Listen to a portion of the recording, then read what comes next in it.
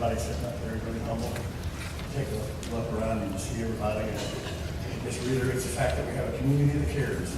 And it's really nice to see that. So we have a problem. We have a problem on our streets, and that's what we're here for tonight. So do the introductions real quick. Malcolm Jones is the detective for the Sheriff's Department. Andy Ellis is the detective for the City Police Department.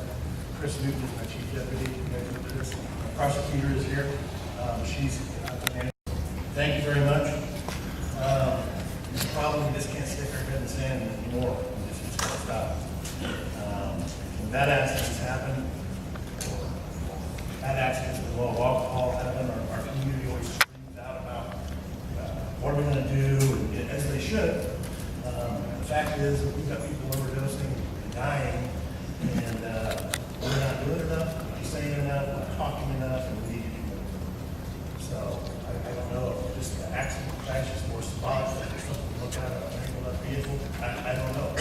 But we've got mangled up lives that are more catastrophic than these have been. So it's important that we take this seriously. We did this about 5 years ago, 4.5 years ago with K2 and Spice. The community came together like this. And I will tell you, our community cares, and we ran that out of town faster than the lawmakers got it off the shelf. So,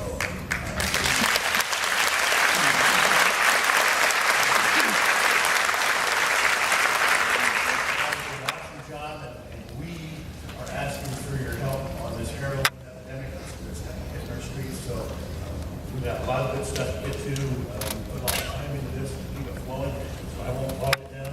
I'm opposed to saying that oftentimes we go to the prison referred to as the big house. We're not working for the big house, we're working for your house, okay? So, with that,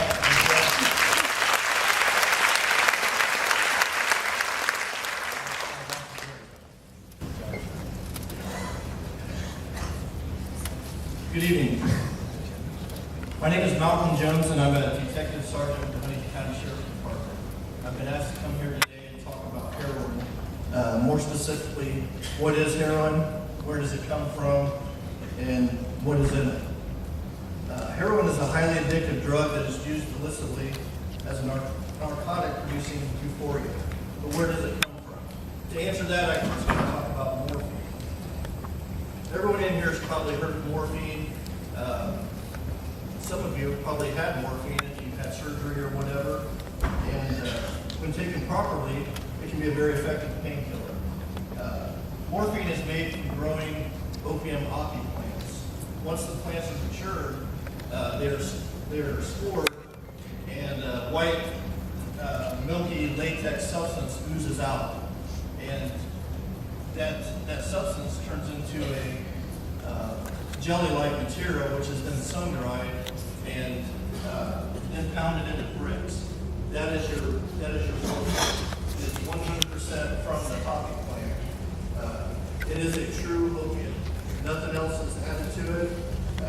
It's just a true opiate. Now back to heroin. To create heroin, you take the morphine and you add a chemical to it, causing a reaction. Once the chemical reaction is done, then you have your heroin.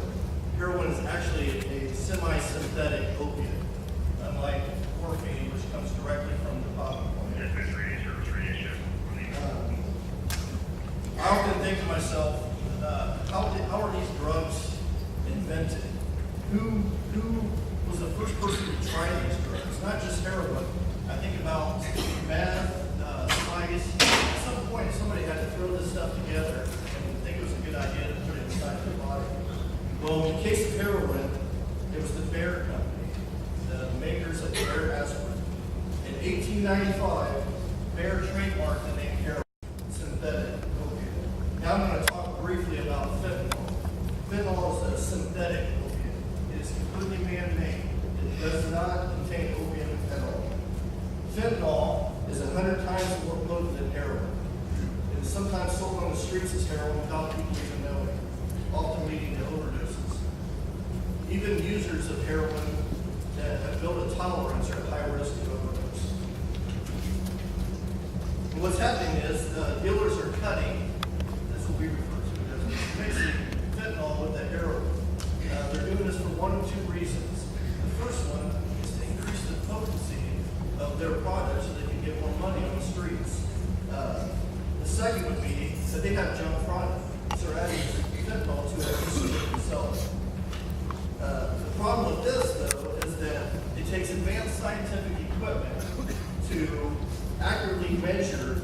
powdered fentanyl. You can put a therapeutic dose of powdered fentanyl directly beside a lethal dose of powdered fentanyl, and it would be impossible to tell the difference with the naked eye. Just recently, April of this year, the musician Prince died from accidental fentanyl overdose. Fentanyl has many analogs, but the most powerful of which is carfentanil. Some of you may have seen the news recently over in Ohio where they had dozens and dozens of overdoses, some of them causing death in just a matter of 2 to 3 days. And what they found over in Ohio is many of these overdose victims are also testing positive for carfentanil. Carfentanil is basically an elephant tranquilizer. It is 10,000 times more potent than heroin. 10,000 times. Making it the most powerful opiate on the planet. It's used by veterinarians to sedate large animals.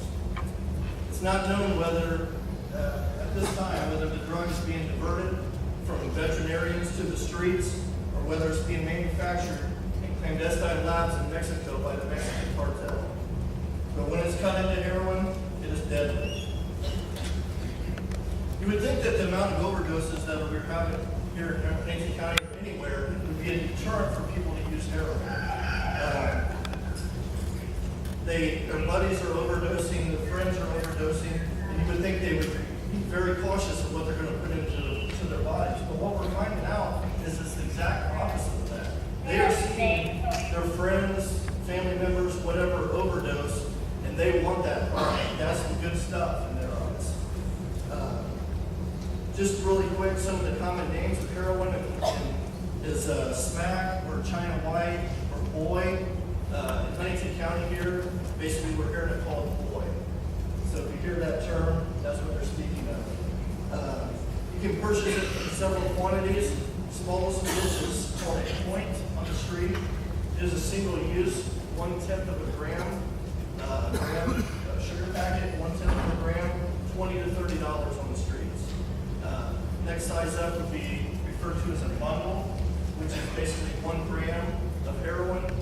It's usually packaged into 10-point size packages, $200 to $250 on the streets.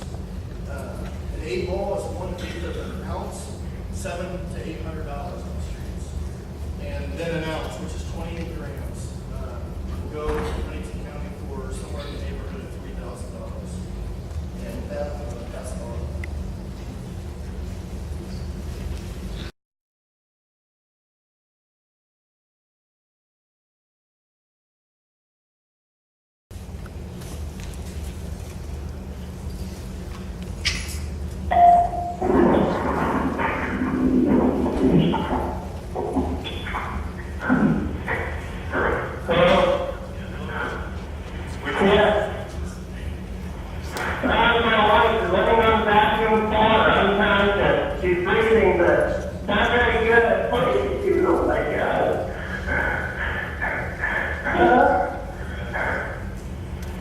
My address, 11302 North, 100 West. 11302 North and 100 West? Yes. Okay, you live, are you in Huntington? Yes. Okay, I just want your phone number so you can get this information. Phone number is 410-3926.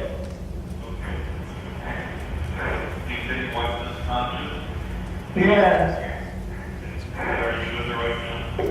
Yes. She's 29.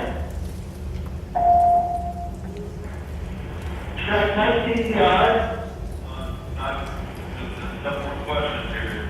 All right, so she's not moving, but she's breathing, you said, right? She's on the right side of the sound like her thumbs are laying there like that. Her eyes are all black and blue. I mean, her eyes are shut, but her eyes are all black and blue. She's got eyes. Listen to me carefully, okay? Get that girl, get her on her back, all right? She's laying on her back. Okay, I want you to put one hand underneath her neck. Yes. One hand on her forehead. hand underneath the head, underneath her neck. underneath the neck, And the other hand on top of her forehead and tilt her head back. his back. Okay, we're going to test for her breathing right now. I want you to stay down every time you take a breath, okay? I didn't hear you. I want you to stay down every time she takes a breath. Okay. Starting now. She's taking one. My car's gone too. I got, oh, my car's, her car's not here, but she is. She just took a breath. All right, listen, we got to do a better job taking the breath. We're going to do it one more time. All right, now, every time you take a breath, that's all we're going to talk about like that. Okay. Jessica. Stay down every time you take a breath. Alright. It's almost like a floor. Stay down every time you take a breath. Okay, she's not breathing enough, sir. Yeah. She's not breathing.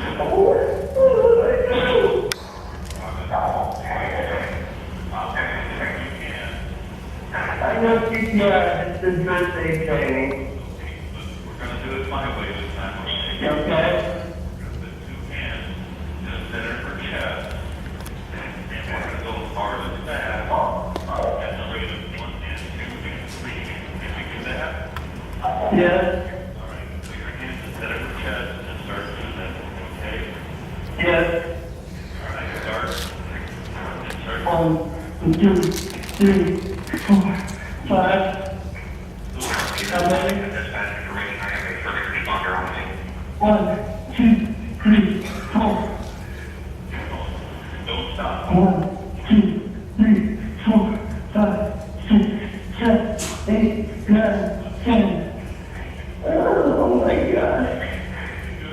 Stop. All right. 1, 2, 3, 4, 8, 9, 10, 12, 13, 14, 15, 16, 17, 18, 19, 20.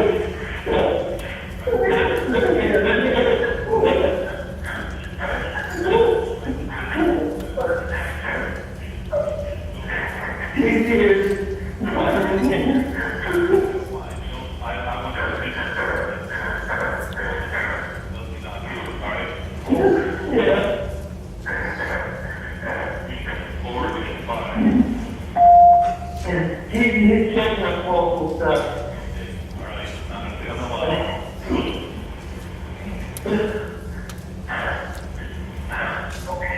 No, I got a phone call. There was a guy here saying he got her passed out, and I thought he kind of like, I couldn't believe it. And she takes Xanax and she passed out. We'll stop it now. The audience, the young lady that her husband was working on is with us here tonight, so she did make it. There's a good story behind it. You're gonna hear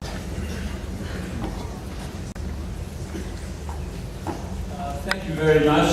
I congratulate the county, the Sheriff Phillips for holding this conference periodically. It's much more than most counties are doing.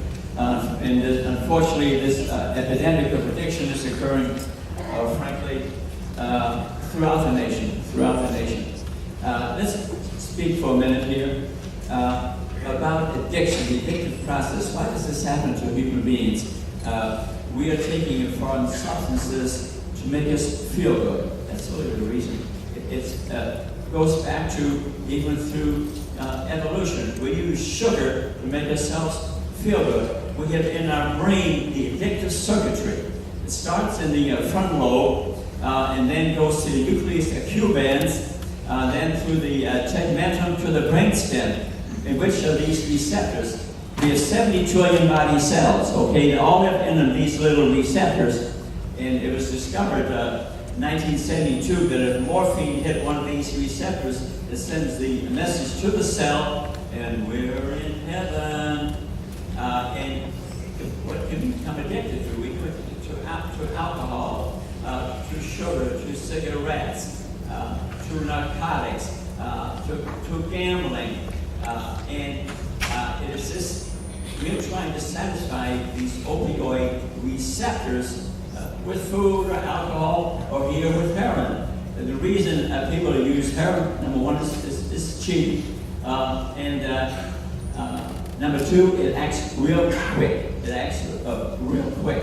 And the effects on the body is much larger, for example, than food. For example, it'll stop our respiratory system. There are many more opioid receptors in our brainstem. That's our reptilian brain, where it'll stop us breathing. It'll make us unconscious. It'll drop our blood pressure, put us into shock very quickly. And that's why many people die before we get to it. Now with naloxone and Narcan, we can come in and save a few lives there, but the best thing is not to take it in the first place.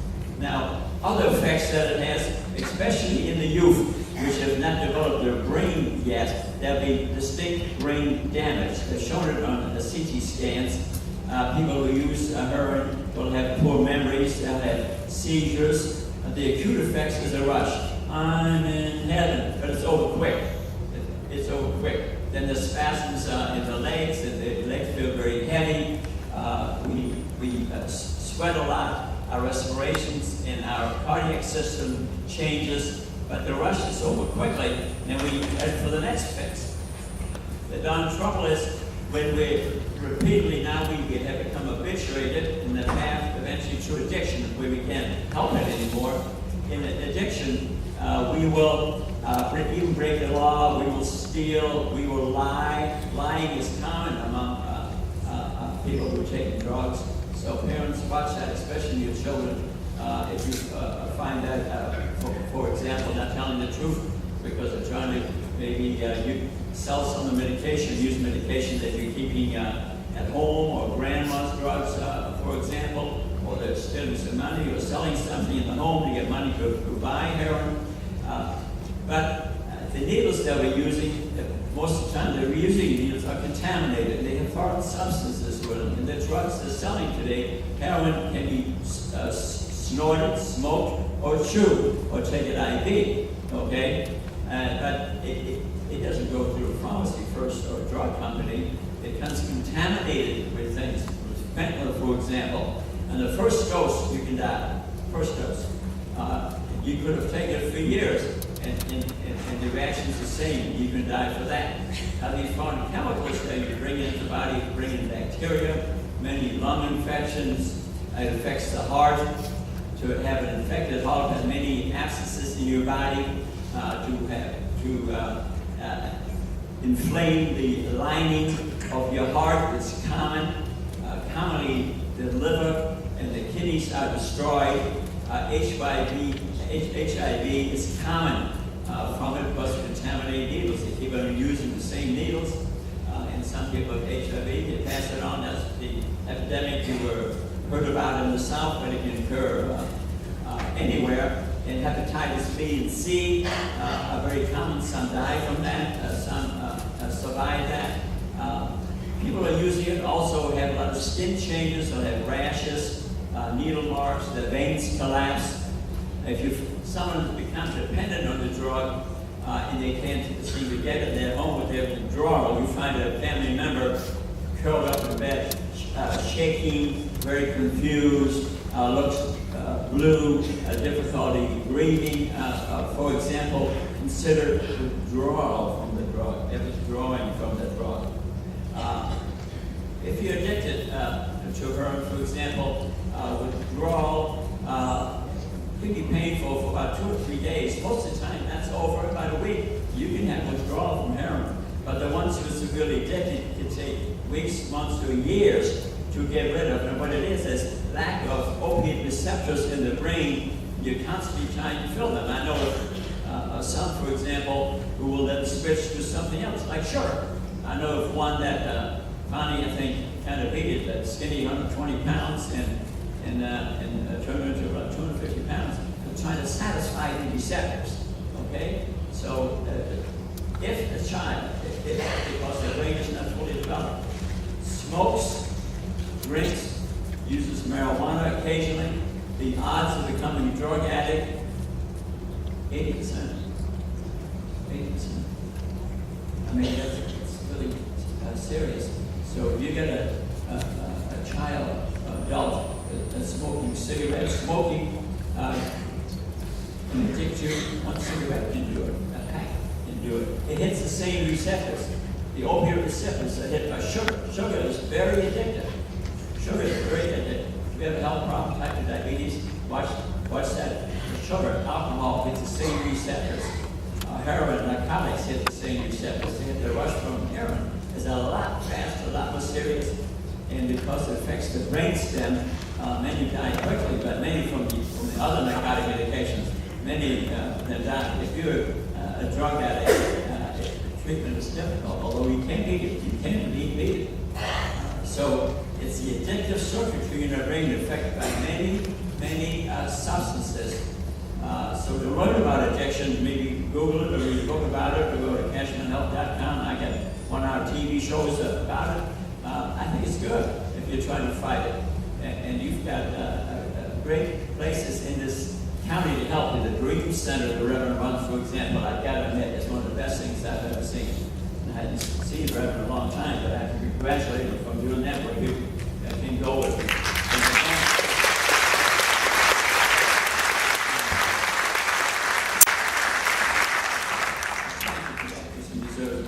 And with that, I think that's all I have to say. But watch this addictive path.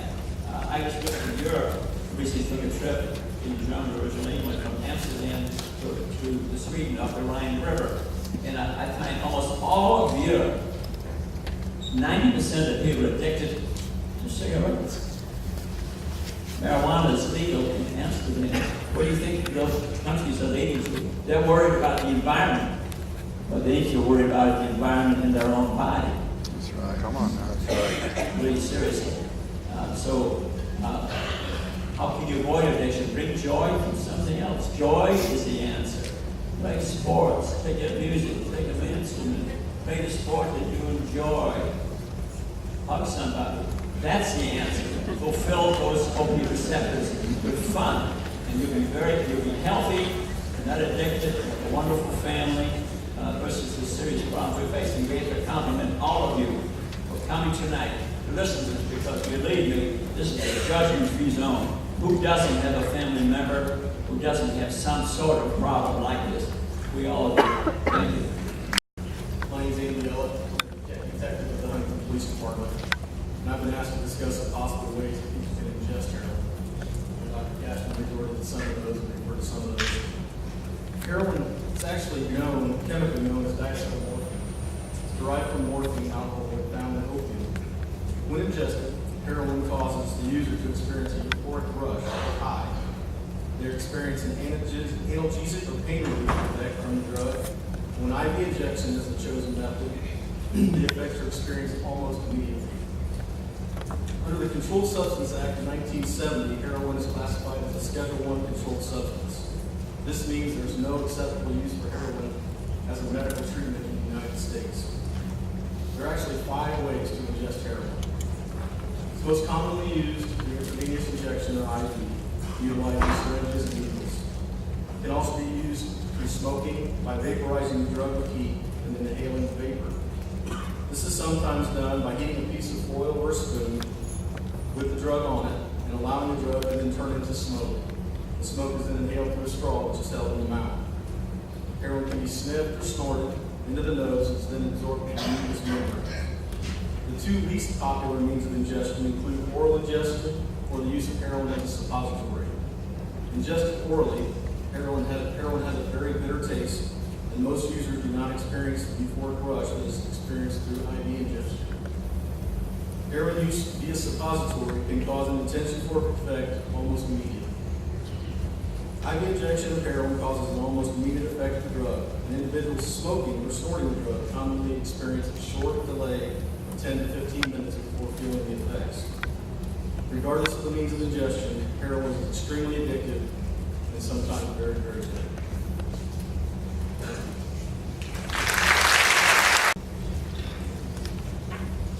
Everybody here okay?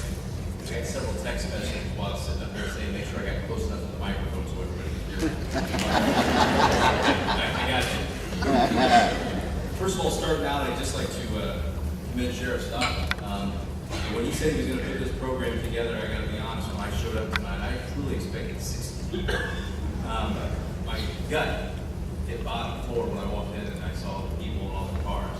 I just think that says a lot about our community and the community concern that you guys have. A lot of concern. And I think that's one thing that the community surrounding us can certainly learn from. So on behalf of myself and everybody sitting up here, I just want to say thank you very much.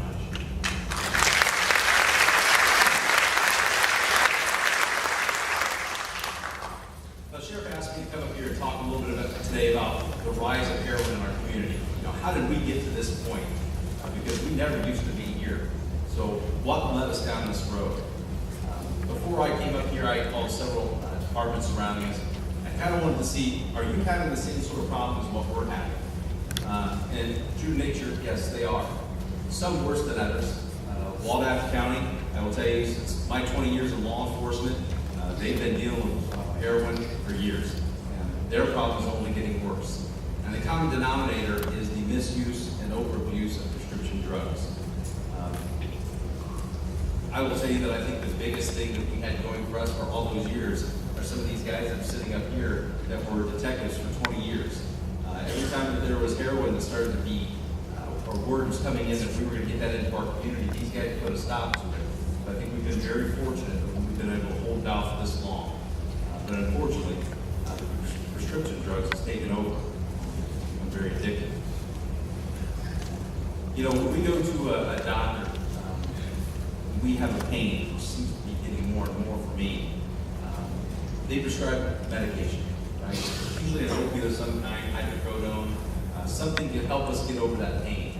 Over a period of time, taking that medication and going and getting your prescriptions refilled, unknowingly, we're getting addicted to that medication. And I'm not saying that's what's happening to all the people in our community, but I will tell you, some of them that I spoke to, that's exactly what's happening.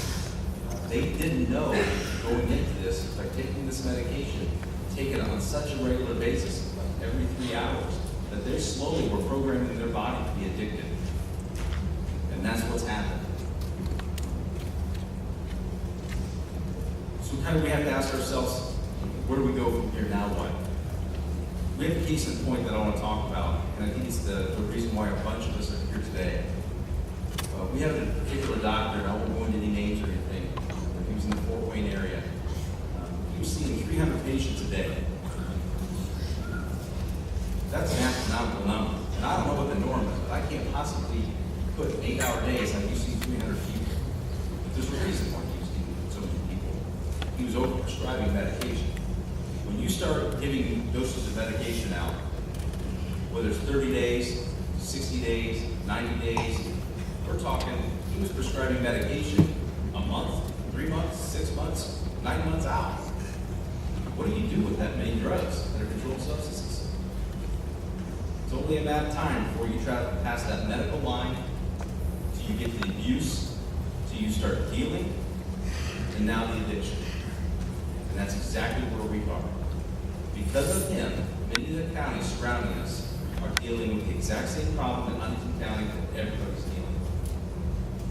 Now, I will tell you, since that time, he has been held accountable. His medical license has been pulled. I think he may be facing criminal charges. I'm not exactly sure where that stands right now. But he's no longer in Fort Wayne. Thank God for all of us. Because he's left a lot of people struggling. And because of that, that opiate addiction that they got from all those pills had to come from somewhere. They had to fill that void. And that was heroin. Because heroin is an opiate, just like Malcolm was talking about a few minutes ago. It's derived by the same, all opiate. It's all from opiates. So the high mimics one another. And that's what drove her to this. Now, part 2 of this is, why is heroin here? Well, it's all driven by the Mexican cartels. See, Mexico has always been known for their cocaine and their marijuana.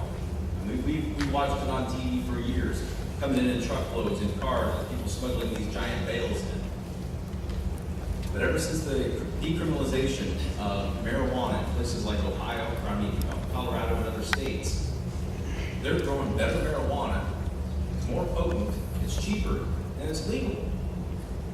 They can go down the street and buy it.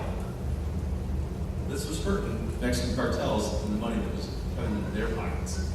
So, being entrepreneurs, they capitalized on our problems right here in the United States. They had all this land, so they started growing opium. That's where our heroin's coming. It's a major push from the Mexican cartels to push all the heroin up to America to take advantage of our problem. So I guess the challenge I'm going to leave here with you guys today, the rest of the people get up here and talk, is what are we going to do about that? Because we're watching people overdosing and dying day in and day out. Thank you.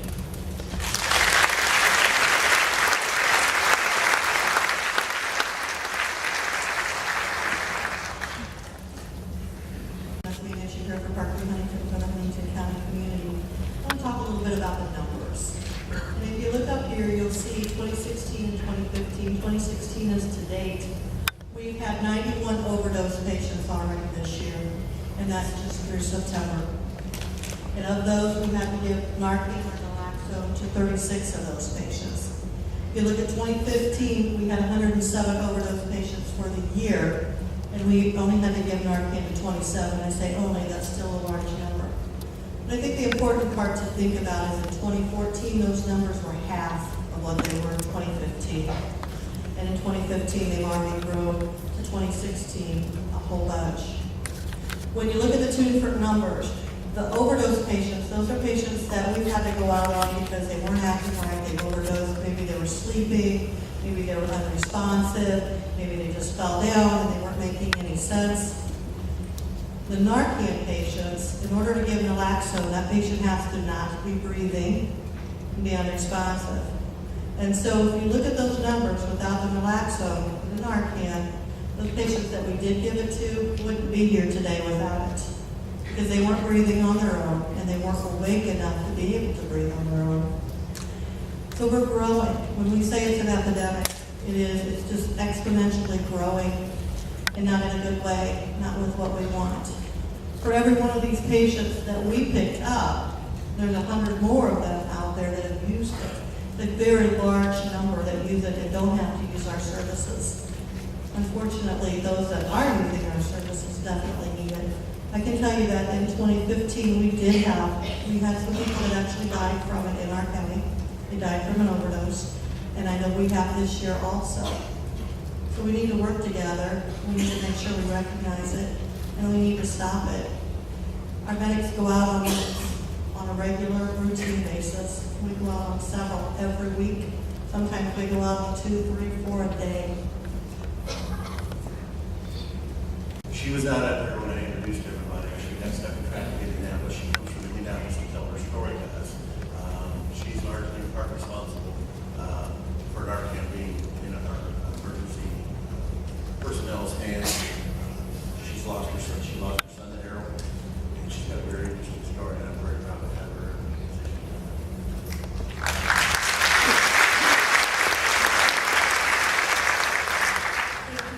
Sheriff, and thank you to Carla for getting in touch with me and inviting me to come here tonight. I know it's already been said, but it's amazing, all of you in this room. It really makes me want to cry because it's a sad reason that we're all here, but it's really amazing because you care enough to come out and talk about it. And 3 years ago, when I lost my son Aaron, we were not talking about it in this way, and one way to get past it is to talk about it. So my name is Justin Phillips, and I'm the founder and executive director of Overdose Lifeline. We're a nonprofit based in Indianapolis, but we try to serve the entire state of Indiana. And I didn't know anything about opioids. I knew about recovery from alcoholism. I thought I knew about addiction. Aaron knew about alcoholism and recovery, but he somehow was introduced to prescription pain medicine that I believe in 2 different ways. First of all, when we prescribe opioids, to individuals under the age of 15. They're more susceptible to substance use later in life. So we have to be careful about the way we treat young people with sports injuries, wisdom teeth extraction, those kind of things. It's already been touched on previously. As soon as we can get off those pain medications, we need to. You know, and the other thing Aaron did was he experimented like we do as adolescents. It's commonly known that adolescents will be at each other's house and see what's in the medicine cabinets and share. They have parties where they put all those pills in bottles, in bowls, sorry. And so Aaron wasn't making good decisions, but the doctor touched on that. His prefrontal cortex wasn't fully developed. Somehow he made his way, as it's been discussed, to heroin, and for about 4 short months he was using heroin until he asked for help. I tried to get him help, but honestly I believe in 2013 we weren't ready to treat opioid adolescents effectively, and the treatment centers weren't prepared. We were not given decent information about the likelihood of relapse from opioids, the almost death sentence that comes with opioids. And so Aaron was clean for about 7 months and used again. You know, I used to think relapse was a problem and no one should relapse, but the truth is we all, you know, addiction is a chronic disease, and people with chronic diseases relapse. They have asthma attacks and they need to take extra medicine. They need to adjust their sugar because their insulin levels are different. It happens with the chronic disease of addiction, but unfortunately, Aaron's relapse led to his death, and he overdosed on heroin October the 9th of 2013. So it's coming up on the 3-year anniversary, and I'll say to you that it doesn't get better. But one thing that helps me is to talk to you and to work with Overdose Lifeline. So in 2015, we passed Aaron's Law, which allows for each of us in this room to have naloxone in our possession if we choose to without a prescription. And there's no reason to not have naloxone. It's a completely harmless drug. The only thing it does is stop the overdose. So Aaron's Law allows for a standing order, which means pharmacies should be carrying it over the counter. And if you're interested in having naloxone, you can have that. We provide naloxone to first responders statewide through a grant from the Indiana Attorney General's office. And the last thing I'll say is that we have a prevention education program. There was no prevention education program in existence that was directly addressing opioids. So we worked with experts to develop that. If anyone in the room is connected to the school system here and you would like for us to come, please let me know, because we, you know, one other thing we can do, you know, Aaron once told me, Mom, there's always going to be another drug dealer.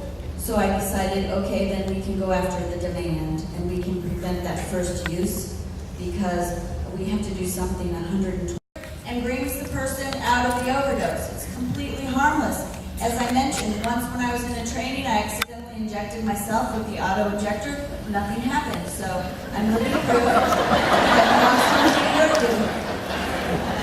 but it literally will, you know, I've never been privy to see someone given a dose of naloxone, and honestly, I don't know if I want to, but I always love hearing the stories, and what I am told is that that person literally comes back to life. And it saves their life. Everyone deserves a second chance. And that's guest speaker Jessica. Take you back to the audio that you heard. And that was this beautiful young lady laid on the floor. All right, as he said, my name is Jessica, and that was my husband in that tape recording. And that was one of the 3 times that I overdosed. To start off, I am not a guest speaker. Public speaking is not my thing. But I'm just here to give a message of hope, because there is hope. And I'm just here to give anybody hope. We are all affected by this somehow, whether we are the addict or family member or just a friend or coworker. So My life started off in drugs at a young age. I started with just smoking cigarettes at about, I'd say, 12 years old. I was always into the moment. I wanted to do what was fun right then in that moment, and I thought I was in the in crowd too, I tell you. I thought I was cool. And we just were having fun for the moment. I did not look at the future and how my choices had consequences. So through the years, at about 18 years old, I got prescribed for anxiety Xanax, and then I was prescribed pain medication. I was prescribed those medications for about 10 years, and I tried. During that time, I knew that I needed help because I knew that I wasn't using those medications as the doctor was saying they were for. And I tried a few different rehabs. I tried, many of you may have heard of a drug, Suboxone, methadone, Vivitrol. I tried any new thing that the doctors came out with. I was trying it, and none of which were successful. They bought time on my life, and those are all positive, but they did not get me where I am. Well, they did get me where I am today, but they did not finally get me set free from addiction. On that overdose thing you heard, within a 6-week period after that, I overdosed 2 more times, and I had just really given up on life completely. I didn't see a way out of a life with drugs or alcohol or cigarettes. I had, like I said, tried multiple different rehabs and whatever the doctor had to give me, and none of those were successful, so I just thought I was just a lost cause and there was no hope for me, and this was just my life. So after the 3rd time that I overdosed, thankful for my family, they had all said, we will no longer stand for this, you have to get help. I had lost custody of my 9-year-old daughter, who is in the picture right there. This was taken just a few months ago, so this is beautiful. But, and my husband and the 2 stepkids had moved out. So all I had was my drugs. My family, I can remember times they would stop by and hand me papers for different rehabilitation programs. And that was it. They were not enabling me in any way. So finally, I felt that I would just give it a shot. I will tell you the day, I went to a program in Florida, a faith-based program there, a wonderful program. And it's what we model the men's and women's home here in Huntington off of. And when I left to go there, I thought, well, number one, I'm going to just withdraw and die from the Xanax, because I was convinced that I wouldn't make it through the withdrawals, but I didn't really have much hope in it. I met a woman, though, that she ran that program. She happened to be here in Huntington, and she just sat in front of me and said, I have been right where you're at. I have been even farther in some ways than I had been, and she said, you can do this. If I can make it out, you can make it out. And I thought, after hearing her story, I thought, well, you know what? If she can do it, I can do this. I'm going to give it one. This is it for me. I thought, this is definitely it. And so I went to this program down in Florida, and to be real honest, I'm just going to tell you all, it is nothing but the grace of God I'm here. And when I went down there and surrendered my life to Christ, my life has never been the same. I live very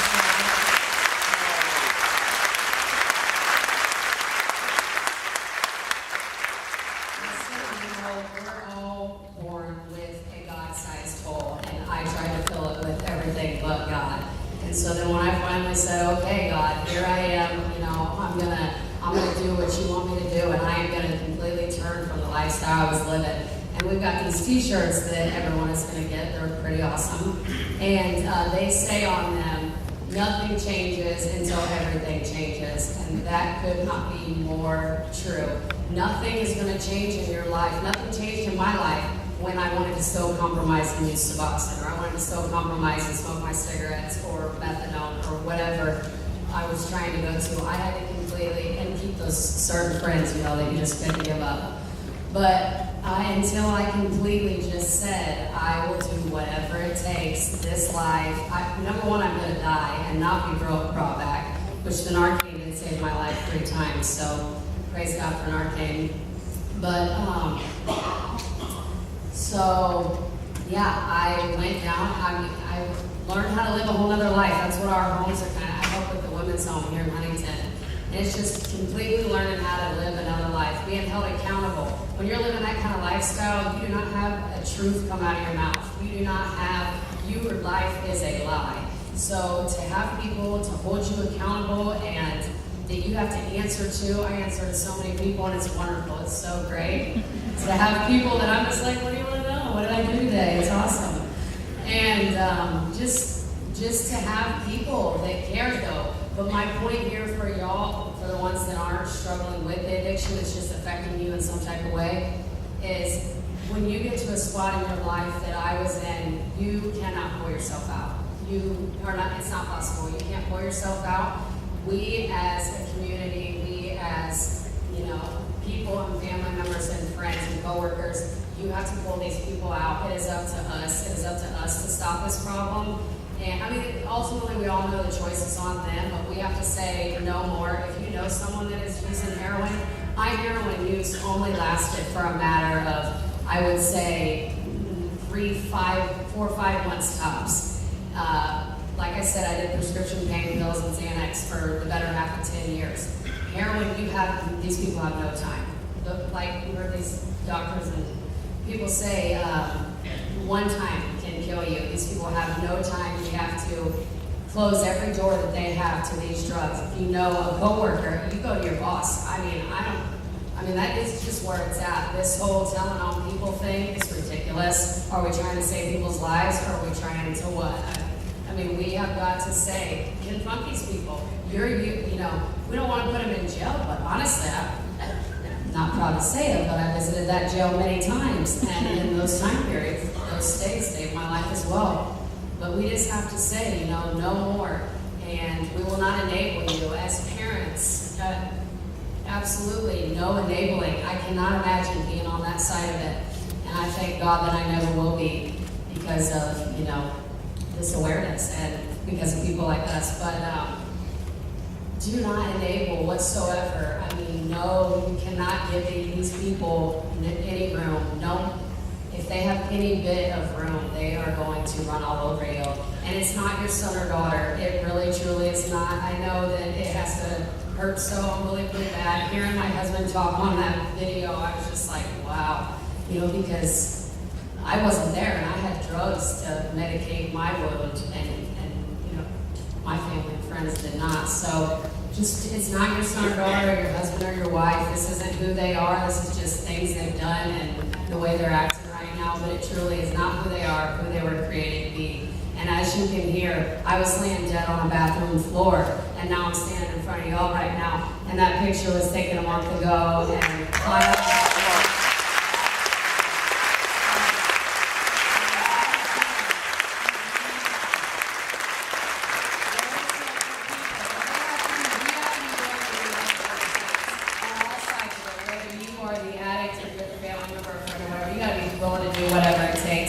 stand up and say no more to heroin. And let's get down to the problem, you know, instead of trying to medicate it and cover it up, because once we're all healed from that wound or that hole that only God can fill is filled, then we don't have to medicate anymore. So I thank you all for coming in.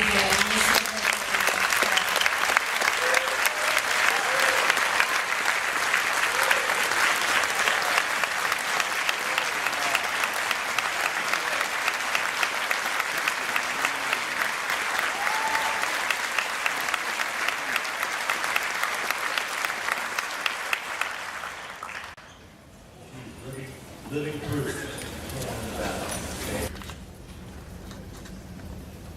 Just on my way because she came back to the seat. That's a tough act to follow. Maybe a place in order. My name's Chad Hacker. I am Chief of Police for Huntington Police Department. I spent 10 years in investigations prior to this position. So I spent a lot of time with the drug problems in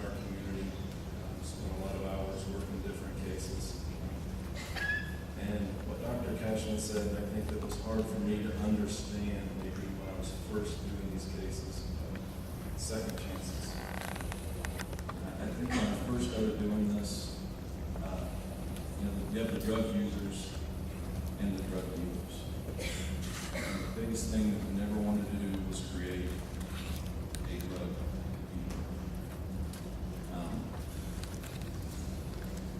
We go about this job every day. We run into people all over town. They tell us that they need help. They need help right then. We try to give them options. I feel that every police officer in Huntington County is approachable. No matter where you see us at, whether we're in this uniform or whether we're in a pair of shorts and my Pittsburgh Steelers sweatshirt on Sunday afternoon, we're approachable. Sometimes we can't get you the help you need right then and there. You know, we reach out, we make phone calls, calling Amy Richardson, talking to the sheriff, talking to Phil Zahn, what's out there, what's available. And I can't be more proud of what we're trying to do here once again. With 3 years ago, we were on this stage with the K2, and here we are tonight. This is a much bigger animal tonight that we're trying to tackle. But I sit back and I go about the day-to-day job, and I see these people that are crying, they're begging for help, and what can we do as a society, and how is this affecting our community? So much of what we're doing on the police department comes back to drug use. You look at this statistic up here, 78% of violent crimes are related to drug use. Domestic violence calls. Just about everything we do goes back to the use of drugs. Welfare checks on children, 9 times out of 10, it seems like that's the problem within the family dynamic, is the drug use. And we're at a point now where people would share these stories, they're surprised that it actually is happening right here in Huntington, Indiana. We're getting called to bus stops where parents are walking their kids to the bus stop and they're finding needles right there on the ground. And they're calling the Huntington Police Department, they're calling the Sheriff's Department to come out there, and we're going out and we're disposing of those particular items. People don't understand how serious this is. The financial impact it has on these families. I'm trying to help a family right now, and he has shared stories with me.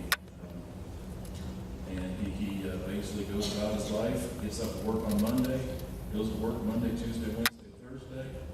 The phone starts ringing Thursday afternoon, and it's the drug dealers. They know he gets paid on either Thursday or Friday. They start burning up his phone. He's supposed to come home with his paycheck, hand it over to his wife. He has to start making up lies. Well, I didn't get to work that day. We got rained out. I didn't have a full week's check this week, whatever it may be. You come home, you find your TV missing. You find your stereo missing. You find your kid's PlayStation missing. You find your kid's bicycle missing. These are all real stories, and it's happening right here in our community.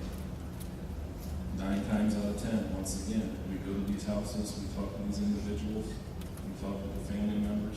Okay, when was the last time you had a TV here? Who all's been in your house? And they start rattling off the names, and it clicks. We know who those people are. We go talk to them, and here's my story, and they want to share their story with us, tell us why they did those things.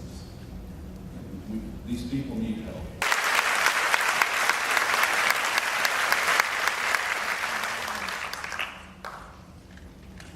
For September 11th, Pastor Carol had a special service out there for us, public safety.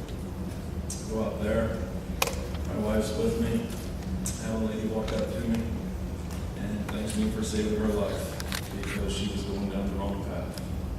That would have been about 3 or 4 years ago. She's married now, just had a little baby. She's at a place in her life she never thought she was going to be. Every time I see her, she puts a huge smile on my face. And she's here right now. I'm not going to look at her. I'll probably cry.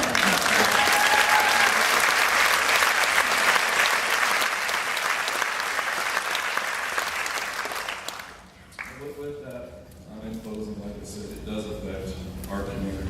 It's affecting the way we're doing our jobs each and every day. It's affecting the way police officers go out there and handle calls. It's It's affecting the way the firemen are responding to calls each and every day on the fire department.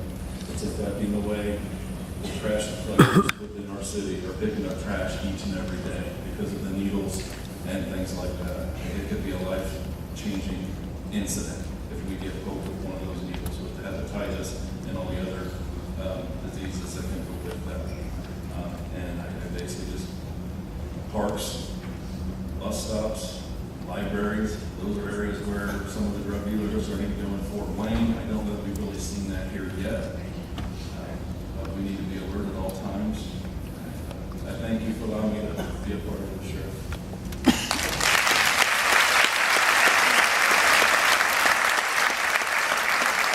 What we were going to do and how, when this meeting was over, we were going to keep the message going because you can't stop. You've got to keep moving. So that's why when everybody dismisses out of here, you're going to get a free t-shirt. So we've got a lot of people in the back of the building there. That's going to help you, your size. We have size there, so, but it's true. Yeah, it's a big size, so everybody can see it. Nothing changes until everything changes. And I want to tell you, in my job, in Chad's job, and in most everybody's sitting there, our hands are pretty much tied on what we can do and what we can't do. When we get that call, we have to deal with this, or, I mean, we've got to do what we've got to do. Oftentimes, I can tell you the last month and a half, I've had 2 or 3 people at my window, down at the sheriff's department, saying they need to speak with the sheriff. Bring them in the office, close the door. What's going on? My son's using. I don't know what to do. My daughter's using. I don't know what to do. So we talk about the nuts and bolts of what you heard here tonight, but ultimately, it's a lot bigger than me, and it's a lot bigger than the chief. It's bigger than all of us. We need help. So I tell them, you got to see Pastor Carroll at the awakening out there. He's non-denominational. I said, you know, I'm a Catholic, but he doesn't care. He doesn't care what religion you are. He's going to help you get help, and he's going to help you wrap your arms around something and believe in something. I said, there's a big voice.